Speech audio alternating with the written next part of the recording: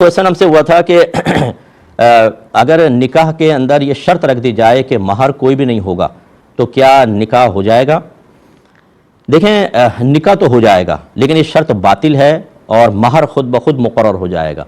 ऐसी सूरत में कि जब महर मुकर्रर ही ना हो या शर्त कर ली जाए कि महर होगा ही नहीं, निकाह बहरहाल हो जाता है और महर मिसल लाजिम होता है। महर मिसल का मतलब है कि लड़की के ख़ानदान वालों में, लड़की के ख़ानदान से मुराद वालिद साहब, ठीक है ना, इसकी फूफियाँ और जो उनके रिश्तेदार हैं, कज़न्स वगैरह, वालिद साहब की जो रिश्तेदारों में से हैं या बच्ची के वालिद साहब की बहनें जो फूफियाँ कहलाती हैं, उनका उमूमी तौर पर जो महर इस बच्ची की सिफ़ात रखने वाली औरतों का मुकर्रर किया जाता है। मसलन अगर बच्ची गोरी है, खूबसूरत है, पढ़ी लिखी है, कद वगैरह अच्छा है, इस तरह की लड़कियों के जो महर इसी की सिफ़ात वाली का मुकर्रर होते हैं, वो खुद ब खुद महर हो जाएगा।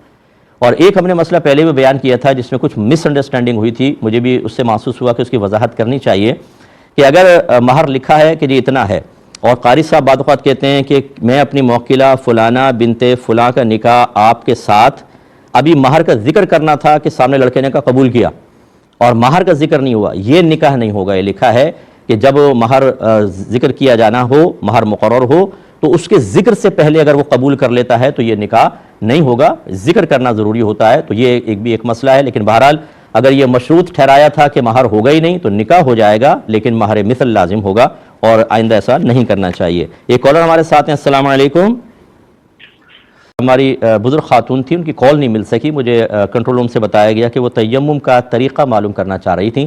तो अपनी वालदा को हम अर्ज़ कर देते हैं कि देखें, आप कोई भी चिकना पत्थर ले लीजिएगा। इमाम आज़म अबू हनीफ़ा रज़ियल्लाहु ताला अन्हु के नज़दीक तयम्मुम चिकने पत्थर से भी हो सकता है, और जब आप पत्थर से तयम्मुम करें तो उस पर गर्दो गुबार या मिट्टी का होना भी लाजिम नहीं, क्योंकि इमाम आज़म के नज़दीक तयम्मुम हर उस चीज़ से हो सकता है जो ज़मीन की जिन्स से हो, और ज़मीन की जिन्स से वो चीज़ होती है जिसको आप गर्म करें तो ना वो जले ना पिघले, उसे ज़मीन की जिन्स से कहते हैं। तो रेत, मिट्टी, पत्थर वगैरह से तयम्मुम हो सकता है। तो आप वो पत्थर ले लें हाथ में और सबसे पहले नियत करें कि मैं पाकी हासिल करना चाहती हूँ या मैंने नमाज़ पढ़नी है उसके लिए तयम्मुम कर रही हूँ, तो बस ये नियत हो जाएगी। नियत करना ज़रूरी है वरना आपका तयम्मुम नहीं होगा। नियत करने के बाद बिस्मिल्लाहिर्रहमानिर्रहीम पढ़कर उस पत्थर को अपने दोनों हाथों पे अच्छी तरह मल लें, पत्थर रखें, फिर इन दोनों हाथों से अपने पूरे चेहरे का मसाह करेंगे आप, जहाँ से बाल जमते हैं आदतन वहाँ से लेकर ये चिन के यहाँ तक और एक कान की लौ से यहाँ तक, कोई हिस्सा ऐसा ना हो जिस पर हाथ ना फिर जाए। जब आप मुँह धोते हैं तो पानी अपनी जगह खुद बना लेता है, लेकिन जब आप हाथ फेरते हैं तो खुद ब खुद जगह नहीं बनेगी। आपको अच्छी तरह आंखों के यहाँ पर, फिर नाक के यहाँ, होंठों पे हाथ फेरना होगा, अच्छी तरीके से एक एक जगह के ऊपर पूरा हाथ फेर लें। फिर इसके बाद दोबारा पत्थर लें, दोबारा हाथ पर मलें, फिर उल्टे हाथ से सीधे हाथ का कोहनी समेत मसा करें और अच्छी तरह हाथ उंगलियों का खिलाल वगैरह करें, फिर सीधे हाथ से उल्टे हाथ का पूरा ये मसा करें और खिलाल वगैरह करें। आपका तयम्मुम कंप्लीट हो गया। बस इसमें दो चीज़ें होती हैं, दो अरकान होते हैं और आप अब नमाज वगैरह अदा कर सकती हैं। इसमें पैर वगैरह कुछ नहीं होता, ना सर का मसा होता है, ये दो बस आपको नियत और ये दो नियत शर्त है और ये दो फर्ज समझ लें इसके फ़राइज़ हैं, आपका तयम्मुम हो जाएगा।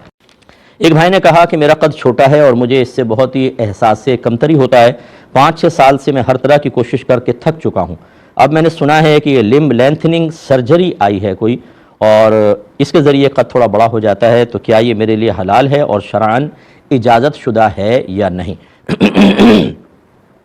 देखें, पहली बात तो ये कि अगर कोई ऐसी सूरत हाल हो कि जिससे हम अपने जिस्म का या किसी भी चीज़ का ज़ाहरी ऐब दूर कर सकते हों, और वो भी किसी सही नीयत की बिना पर, जैसे बच्चियाँ होती हैं बाद औक़ात उनके निकाह के मसाइल हो जाते हैं, या अगर शादीशुदा हैं तो शौहर की बेरग़बती का सबब बन रहे होते हैं, तो फिर इस ऐसे किसी प्रोसीजर से कुछ थोड़ा बहुत तग़य्युर पैदा करना जिससे उस बदनुमाई से या ऐब से इंसान बचकर और इस मकसूद को हासिल कर ले, उसकी गुंजाइश निकलेगी, बशर्ते कि वो आपके लिए नुकसानदेह ना हो, ना फ़िलहाल प्रेजेंट में ना फ्यूचर में, क्योंकि अल्लाह ताला ने वाज़ेह फरमाया वला तुल्कू बिअयदीकुम इला तहलुका, अपने आप को हलाकत में मुब्तला ना करो।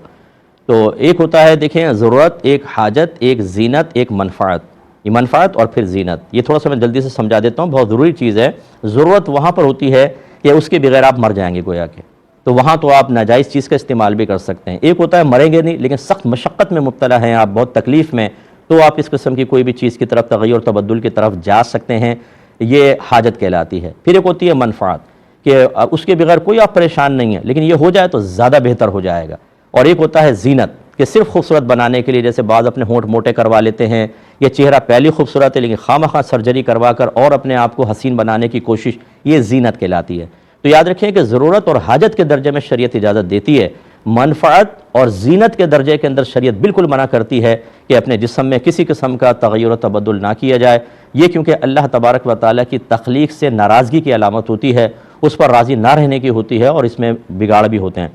تو ایک بات تو یہ، اب آپ کے چونکہ اگر آپ احساس کمتری کا سخت شکار ہیں، یہ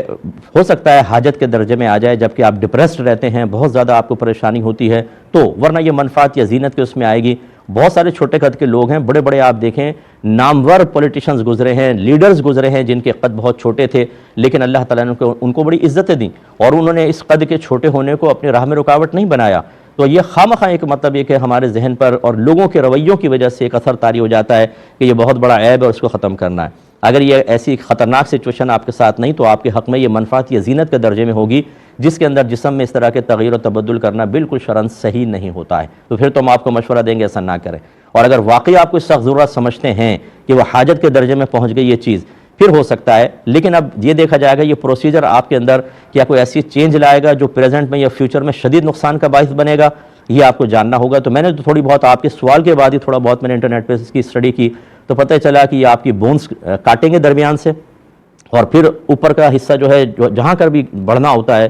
اس میں گیپ کریں گے، پھر ایسی چیزیں میڈیسن وغیرہ دیں گے، انجیکشن لگائیں گے کہ نیچے کی بونز بڑھ کر وہ اوپر تک پہنچے گی، اور آپ کا اس طرف اسکن بھی سب وہ کاٹیں گے پیٹیں گے، اور پھر آپ کا ڈھانچہ جو ہے وہ اوپر کی طرف جائے گا اور آپ لمبے قد کے نظر آئیں گے، اور یہ بہت ہی خطرناک چیزیں ہوں گی۔ اور یقینی سی بات ہے جب کوئی نئی ٹیکنالوجی آتی ہے، کوئی بھی نئی چیز آتی ہے، تو وہ بھی تجرباتی مراحل کے اندر ہوتی ہے، اور اس میں بہت ساری خرابیاں ہو سکتی ہیں۔ ایسا نہ ہو کہ بعد میں آپ اللہ کی بارگاہ میں کہیں کہ اللہ تعالیٰ میں تو اسی قد میں بہت اچھا تھا، یہ کیا مجھ پہ مصیبتیں نازل ہو گئیں۔ میں آخر میں بس یہ گزارش کرتا ہوں، جتنی میری بچیاں ہیں یا میرے بچے ہیں، ہمارے بہن بھائی ہیں جو یہ کسی بھی جسمانی عیب کی وجہ سے احساس کمتری کا شکار ہیں، تو ان کو میری گزارش ہے کہ اپنے اندر اپنی صلاحیتوں کو تلاش کریں، ان کو بڑھائیں اور کوئی بڑا کام کریں۔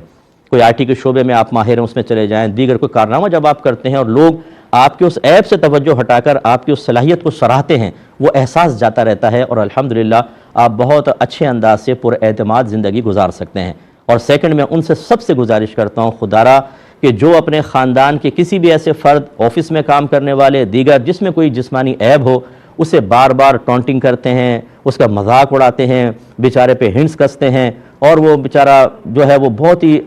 احساس کمتری کا شکار ہو جاتا ہے، دل آزاری کا شکار ہوتا ہے، اور بعض اوقات وہ تنہائی میں شیشے کے سامنے کھڑے ہو کر روتا ہے اور اللہ کی بارگاہ میں عرض کرتا ہے اللہ تعالیٰ نے تو نے مجھے ایسا کیوں بنایا، اگر مجھے بھی دے دیتا تیرے خزانوں میں کس چیز کی کمی آتی۔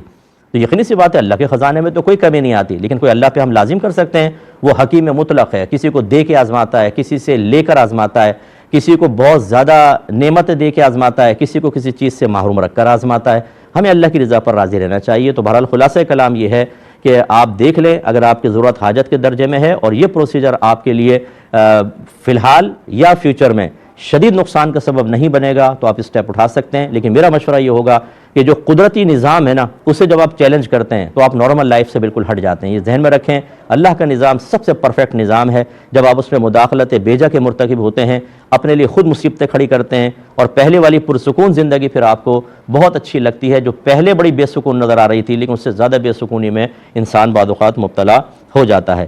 ایک بھائی نے فرمایا کہ دعا مانگنے کا صحیح طریقہ کیا ہے، ہمیں ترتیب سے بتائیں۔